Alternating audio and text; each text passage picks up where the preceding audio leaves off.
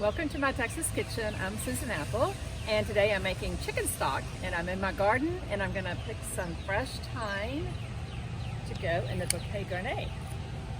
And it just smells delicious. It's so beautiful. And this lived all through the winter, and it's just thriving. So I'm gonna take a couple of bunches. Now we're gonna go inside and start the chicken stock. Fresh thyme from my garden. Then I'm going to put just like about a tablespoon of black peppercorns and then 1 bay leaf right here. Okay, now if you don't have fresh thyme, you can use the dried thyme, but it's a little stronger. So a teaspoon of this would be the same as a tablespoon of the fresh thyme. Now these are chicken wings, a couple of pounds, and I'm going to have an onion. And I'm just going to coarsely chop this. And I have my carrots, so I'm going to trim off the end and then coarsely chop them too. And that can go in there. And then 2 celery stalks. And I'm going to coarsely chop them. And then I'm going to add all of this to the pot. To the pressure cooker. And if you have Instapot, that would be great too. And now bring this to a boil. Skimming this foam off, see? It's just right there. And that just takes away an unpleasant taste. And also it'll keep the stock so it's clear. Now we're ready to put the lid on. And we're gonna lock it in place right here. Okay. Oh, it's already popping up.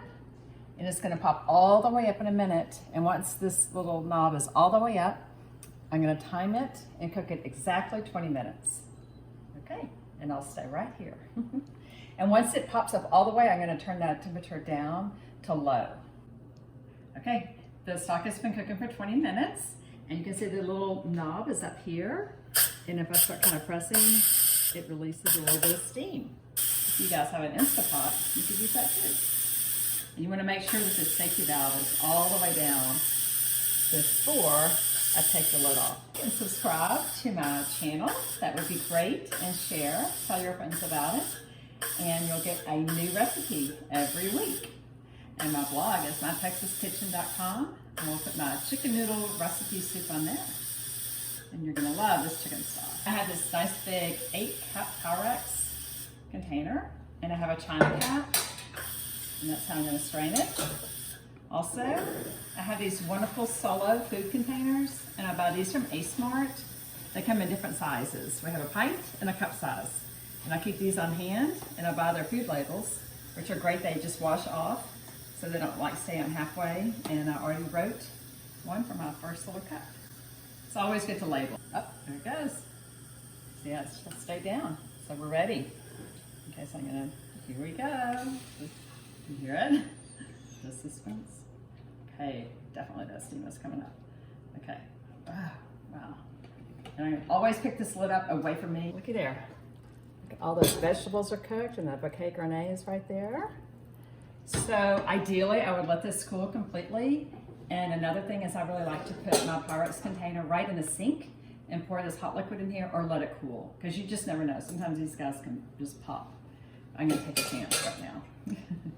Okay, so here we go. Just gonna start pouring it.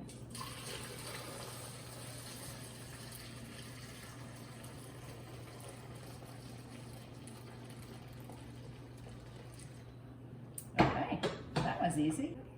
Now, I learned this little trick from Dean Fearing when I took a cooking class from him.